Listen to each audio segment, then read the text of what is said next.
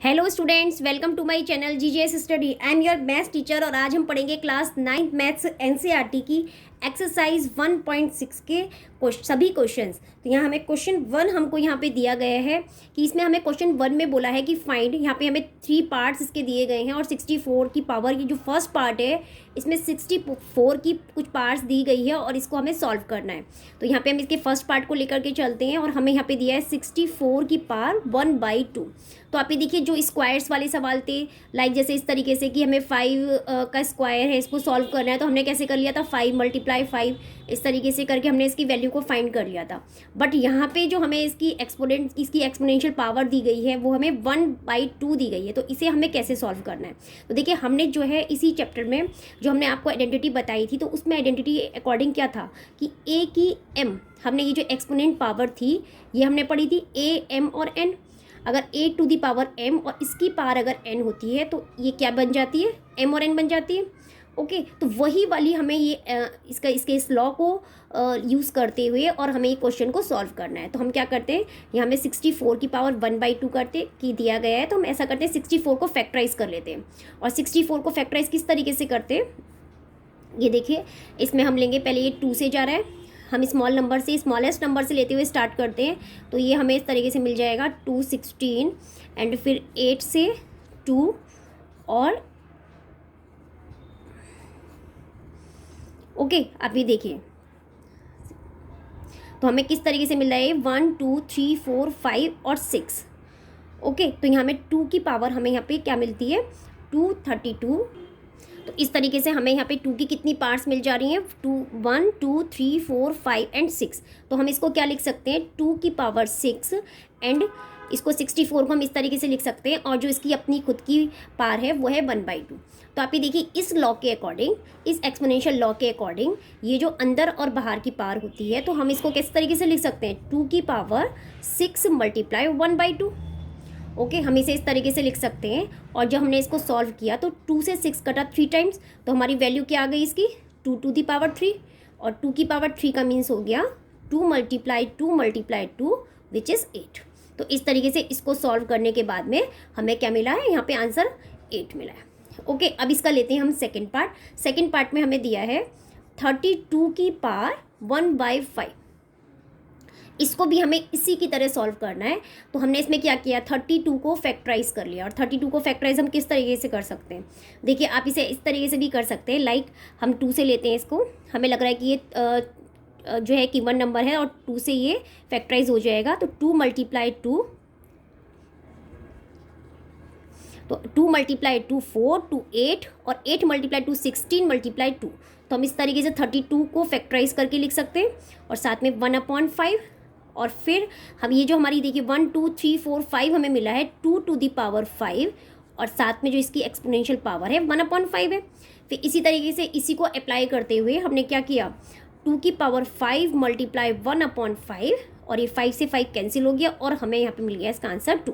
तो यहाँ पे यही हमें इसका आंसर मिल गया है सेकेंड पार्ट का। अब करते हैं इसका थर्ड पार्ट। थर्ड पार्ट में हमें दिया है 125 की पावर हाफ। तो इसे भी हम वही उसी तरीके से, आप ये देखिए, ये जो 5 नंबर दिया गया है इसके वंस प्लेस पे, इट मीन्स ये जो है 5 का फैक्टर है, 5 का मल्टीपल है, तो 5 इसके फैक्टर्स होंगे। तो हम इसको इस तरीके से करते हैं, इसको ब्रेक करके देखते हैं। 5 × 5 25 25 एंड मल्टीप्लाई 5 125। ओके, हमने इस तरीके से इसको ब्रेक करके फैक्टराइज करके लिख लिया है। तो ये हो गया हमारा 5 की पावर 3 एंड बाहर इसकी जो पावर है 1/2 है। फिर इसी को अप्लाई करते हुए हम लिखेंगे 3 × 1/2 विच इज़, देखिए 5 3, या सॉरी, ये जो हमें पावर मिली है पे 3 है, और ये हमें जो पावर है वो हमारी है 1/3। ये 2 नहीं है 3 है। ओके, ये 3 है, तो ये 3 और 3 पावर दोनों कैंसिल हो गई और यहाँ हमें मिल गया है 5। ओके, तो इस वाले पार्ट का हमें यहाँ पे आंसर मिल गया है 5। अब लेते हैं इसका सेकंड क्वेश्चन। सेकंड क्वेश्चन में हमें यहाँ दिया गया है फाइंड, हमें इसी तरीके से यहाँ पे ये 4 पार्ट्स दिए गए हैं और हमें सबकी वैल्यू 1 बाय 1 फाइंड आउट करनी है। तो फर्स्ट पार्ट में जो हमें दिया गया है वो दिया है 9 की पावर 3/2। ओके, 9 की पावर 3/2, तो वही जो हमने फर्स्ट क्वेश्चन में अप्लाई किया था उसी के अकॉर्डिंग हमको यहाँ चलना है। 9 को हम कैसे फैक्टराइज कर सकते हैं, 9 को हम कर सकते हैं 3 × 3, ओके, और ऊपर इसकी पावर है 3/2, जिसे हम नेक्स्ट स्टेप में क्या लिखेंगे, 3 का स्क्वायर।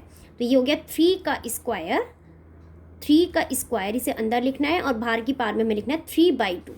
ओके, फिर हम क्या करेंगे, इन दोनों पार्ट्स को मल्टीप्लाई कर देंगे, 2 × 3/2। तो 2 से ये 2 कैंसिल हो जाता है और हमें मिलता है 3 की पावर 3।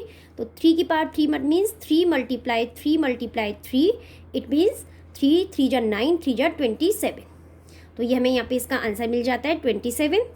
अब लेते हैं इसका सेकंड पार्ट। सेकंड पार्ट में हमें दिया गया है 32 की पावर 2/5, 32 की पावर 2/5। तो इसमें हम क्या करेंगे, 32 को फैक्टराइज करेंगे, और 32 को फैक्टराइज किस तरीके से करेंगे, 2 × 2 2 2 जा 4, 2 जा 8, 2 जा 16, 2 जा 32। तो यहाँ तक हमने इसको फैक्टराइज कर लिया है। ये 32 के सब हमें फैक्टर्स मिल गए हैं और हमें इसे इस तरीके से लिख लिया। तो देखिए ये 2 कितनी बार दिया गया है, 5 टाइम्स दिया गया है। तो हम इसे क्या लिख सकते हैं, 2 की पावर, ये 2 की पावर 5 एंड बाहर जो इसकी पावर है 2/5।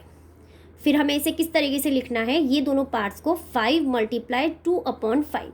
5 से 5 कैंसिल हो गया और हमें मिला 2 to the power 2, और ये हो जाएगा 2 × 2 = 4।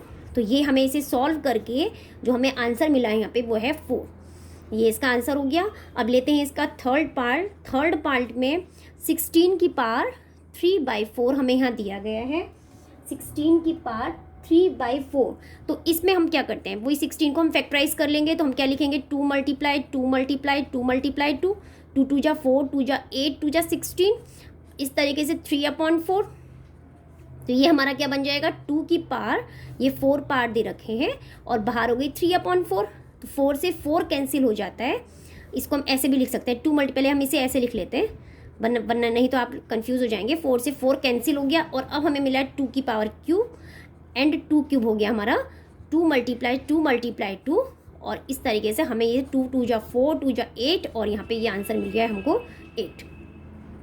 ओके, अब लेते हैं इसका फोर्थ पार्ट। फोर्थ पार्ट में हमें यहाँ दिया गया है 125। फोर्थ पार्ट में 125 की पावर -1/3। तो ये फोर्थ पार्ट में हम 125 तो हमने पहले भी वाले क्वेश्चन में भी फैक्टर किए थे इसके। तो हमें क्या मिले थे, 5 × 5 × 5। ओके, इसके बाद -1/3। तो हमें यहाँ पे मिल जाता है 5 की पावर 3 एंड -1/3। ठीक है, फिर हम क्या करते हैं नेक्स्ट स्टेप में, वही जो हमने ऊपर के सब स्टेप में किया था, मल्टीप्लाई -1/3। 3 से 3 कैंसिल, 3 से 3 कैंसिल होने के बाद 5 की पावर -1, हमें क्या मिला यहाँ पे, 5 की पावर -1। 5 की पावर -1 क्या होता है, 5 की पावर -1 होता है 1/5। ओके, तो हमें ये इस तरीके से इसका आंसर यहाँ पे मिल गया है। ओके स्टूडेंट्स, अब लेते हैं इसका थर्ड क्वेश्चन। थर्ड क्वेश्चन में हमें दिया गया है कि सिंप्लीफाई करना है। हमें ये 4 पार्ट दिए हैं और हमें इसको सॉल्व करके इसको सिंप्लीफाई करना है। तो ये जो फर्स्ट पार्ट है हमारा, फर्स्ट पार्ट को लेते हैं। फर्स्ट पार्ट में हमें दिया गया है 2 की पावर 2/3 इंटू 2 की पावर 1/5। ओके, इसमें आप ये देखिए कि 2 की पावर 3, एक हमने जो पिछली उसमें जो इंट्रोडक्शन में आपको बताया गया था, जो हमारी आइडेंटिटी थी, उसमें हमने पढ़ा था कि इस तरीके से अगर कोई भी अगर सेम बेस हो और a की पावर m और a की पावर n इस तरीके से हमें दिया गया हो मल्टीपल में, तो ये क्या हो जाएगा, a⁴ m+n। ओके, तो ये a की पावर m+n हो जाएगा। तो इसी तरीके से हमें क्या दिया गया है, यहाँ पे सेम बेस दिया गया है और इनकी पार्ट डिफरेंट है ना। तो हम क्या करेंगे, इस वाली आइडेंटिटी को अप्लाई करते हुए हम इसमें क्या करेंगे, नेक्स्ट स्टेप में सेम पार है, इसका मतलब क्या हुआ, बेस दोनों का 2 है और ये दोनों की पार हमने दोनों को प्लस कर ली, 2/3 + 1/5। तो ये जो हमें 2/3 + 1/5 यहाँ पे दिया गया है, तो हम इसका एलसीएम ले लेते हैं।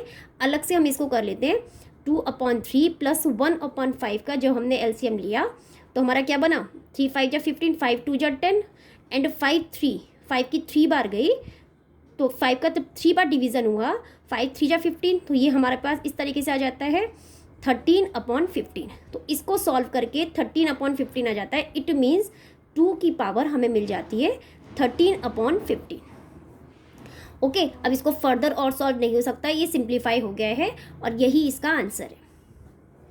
अच्छा, अब लेते हैं इसका सेकंड क्वेश्चन। सेकंड क्वेश्चन में हमें क्या दिया है, 1/3 एंड अपॉन 7, इसकी जो होल पावर है वो है 7।